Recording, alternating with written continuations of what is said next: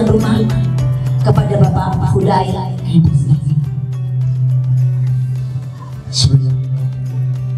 Assalamualaikum warahmatullahi wabarakatuh. Salam sejahtera untuk kita sekalian. Pertama-tama kami mengucapkan puji syukur kepada Allah SWT, di mana pada siang hari ini kita bisa berbuka puasa bersama Klub Karisma sama RT 03. Kebetulan Pak RD, Ibu RT, terima kasih. Pada kesempatan ini saya mengucapkan terima kasih kehadiran Bapak dan Ibu sekalian. Mudah-mudahan acara ini bisa memberikan manfaat untuk kita sekalian. Kemudian nanti ada tausiah dari Pak Ustadz Ilham sambil kita menunggu berbuka puasa. Saya kira ini yang bisa saya sampaikan. Terima kasih. Wassalamualaikum warahmatullahi wabarakatuh. Tanpa mengurangi rasa hormat dan ta'zim saya dan panjenengan semuanya, mari bersama-sama yang pertama kita senantiasa bersyukur kepada Allah Subhanahu wa Ta'ala, karena hingga detik ini kita masih dipilih oleh Allah Subhanahu wa Ta'ala menjadi hambanya yang beriman, menjadi hambanya yang dipertemukan dengan bulan suci Ramadan, menjadi hambanya yang diberikan kemampuan untuk beribadah kepada Allah Subhanahu wa Ta'ala. Amin ya rabbal alamin. Salawat dan salam mudah-mudahan senantiasa tercurahkan kepada junjungan kita Nabi besar Muhammad sallallahu alaihi wasallam, yang mana beliau telah menuntun umatnya minal dzulumati ila nur. Mudah-mudahan kelak kita semuanya akan diakui sebagai umatnya Nabi Muhammad yang berhak mendapatkan syafaatnya beliau di akhirat nanti. Amin ya rabbal alamin.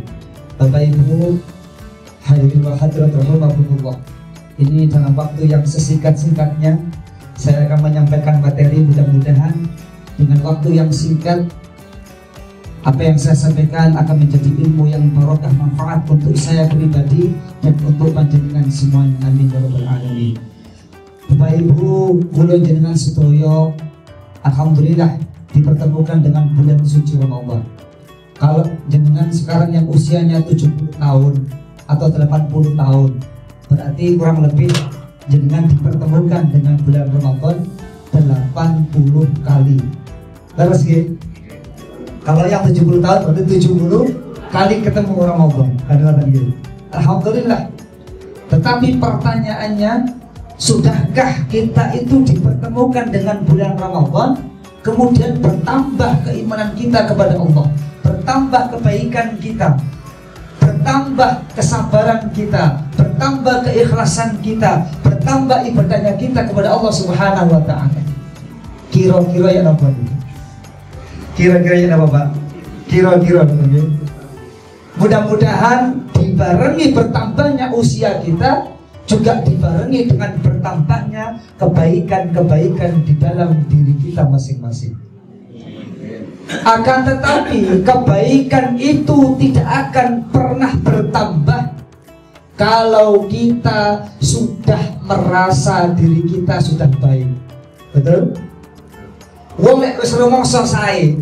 Orang itu kalau sudah merasa dirinya sudah baik, maka selesai sudah. Selesai, maka tidak akan ada ilmu yang bisa masuk ke dalam dirinya. Tidak akan ada nasihat yang bisa masuk ke dalam dirinya. Kalau orang itu sudah merasa dirinya sudah baik, sudah merasa paling pintar, sudah merasa paling senior, sudah merasa paling banyak amalnya. Nah, maka dari itu ini merupakan satu penyakit yang sangat berbahaya. Nuwun sewu. Biasanya nek wong niku umure wis rada sepuh-sepuh. Kamu tak tadi ceritanya niku biasanya sambatan, aduh sikil rada linu, rada asam urat, ngoten nggih. Leres nggih. Biasane ngoten biasane. Nah niku, makanya niku.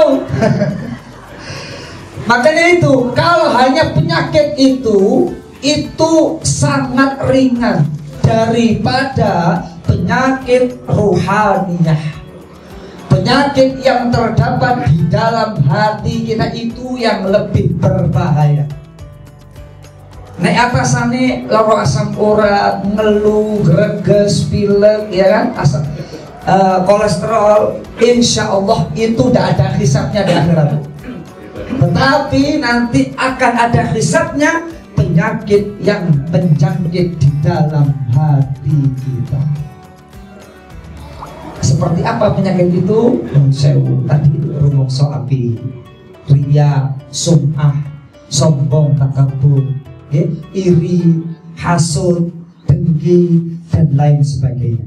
Ini justru penyakit yang harus lebih kita perhatikan, yang justru harus kita lebih semangat untuk mencari obatnya.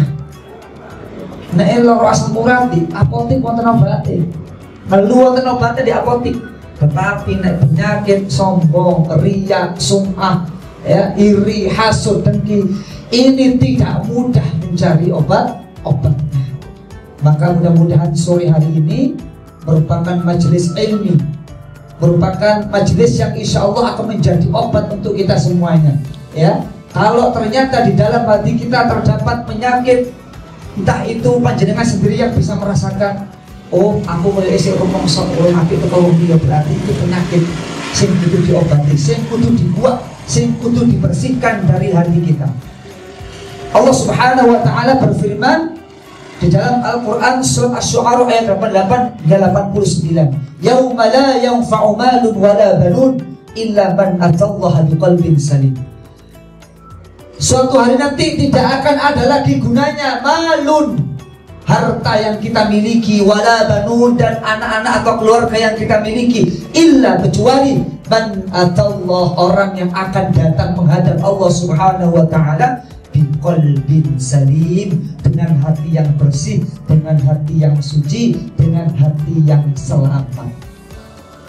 Kok bukan dengan bisolatil jamaah, dengan sholat jamaah, bisodakotin kathiro, dengan sodako yang banyak, bisyami Ramadan, kok bukan hanya dengan puasa Ramadan kita akan selamat. Ternyata Allah menyebutkan biqalbin salim, dengan hati yang suci. Maka di bulan suci Ramadan ini Bapak Ibu, ini waktu yang harus kita manfaatkan dengan sungguh-sungguh. Jangan sampai kita lewatkan bulan Ramadan ini dengan sia-sia. Jangan sampai kita terkena satu hadis Rasulullah, kam min shaimin laisa lahu min siyamihi illa al-ju' wal atas. Berapa banyak orang yang dipertemukan dengan bulan suci Ramadan, tetapi dia tidak mendapatkan apa-apa kecuali hanya rasa lapar dan haus saja. Maka dari itu harus kita perhatikan. Lantas opo hakikate perintah poso niku diparingaken dhateng kula panjenengan sedaya oleh Allah Subhanahu wa taala. Hakikinya puasa adalah untuk mentarbiyah, untuk riyadhah, untuk bermujahadah, mendidik, melawan, mengendalikan hawa nafsu kita. Inilah tugas kita, inilah PR yang harus kita selesaikan. Di bulan Ramadan ini gunakan waktu 1 bulan penuh yang Allah khususkan untuk kita semuanya, agar kita betul-betul mendidik hawa nafsu kita. Kalau kita bertambah umur, bertambah usia, bertambah tua, nuwun sewu, ojo sampai rumangsa paling tua, rumangsa paling akeh amale. Justru itu adalah bahaya untuk kita semuanya. Nuwun sewu nggih, kula mboten nasihatin iki, tetapi kita saling mengingatkan diri kita masing-masing. Sing nom ya ngono, ojo rumangsa nom, rumangsa paling kuat, mentang-mentang nang sing duwe. Jadi sama-sama kita berjuang di bulan Ramadan ini, karena kesempatan kita untuk berpuasa, sholat, beribadah kepada Allah Subhanahu wa taala itu tidak lama. Bapak Ibu, tidak lama. Sampai kapan kita puasa? Sampai kapan kita sholat? Sampai kita meninggal, sampai kita mati. Kalau besok kita mati, selesailah sholat kita, betul? Selesailah puasa kita, selesailah sedekah kita, selesailah seluruh amal kita. Kalau besok ternyata Allah panggil kita kembali ke hadiratnya, Maka dari itu gunakan Ramadan ini untuk betul-betul mendidik, mengendalikan hawa nafsu kita. Ojo sampai kita justru kalah dengan hawa nafsu kita. Kita justru dikendalikan oleh hawa nafsu kita. Maka jangan heran, lawan udah dipimpin hawa nafsu, nun sewu. Sing wis nikah malah selingkuh, betul? Sing wis soge malah korupsi, betul? Soalnya nopo nafsunya sih liar, nafsunya sih terasa dikendalikan. Maka inilah yang sekali lagi harus betul-betul kita perhatikan, kita carikan obatnya, kita didik. Maka Ramadan ini adalah madrasatul ilahiyah, pendidikan ketuhanan yang harus kita manfaatkan untuk mendidik diri kita masing-masing. Maka selesai Ramadan, insya Allah kita akan menjadi hamba yang menang.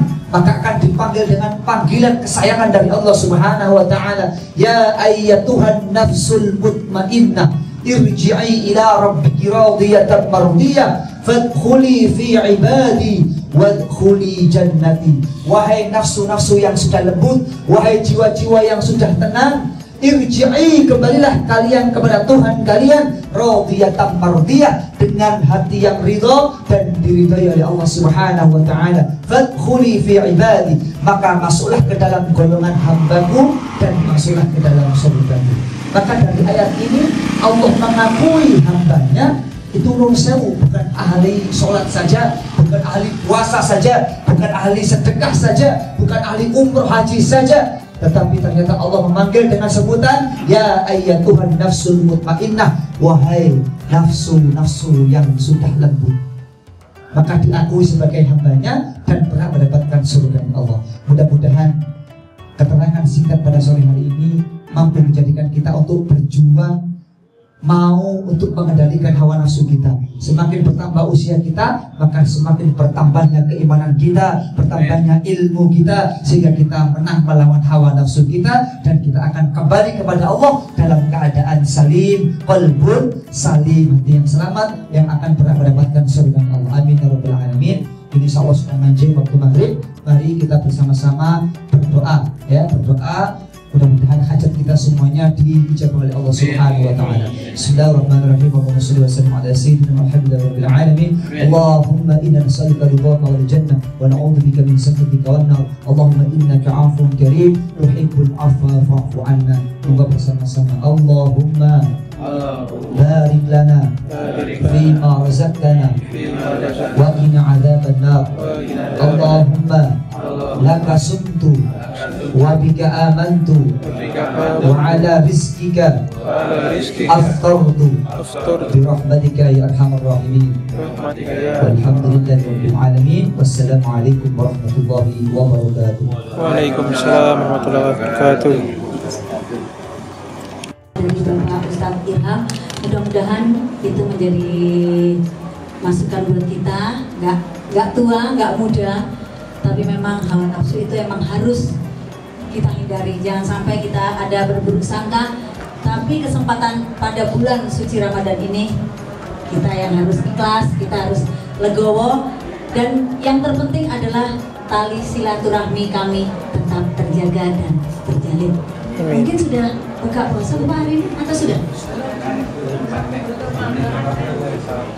Masih belum?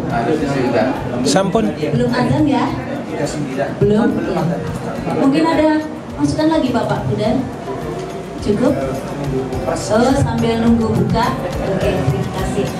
Baik, sambil menunggu buka, monggo di samping kanan kiri sebelah belakang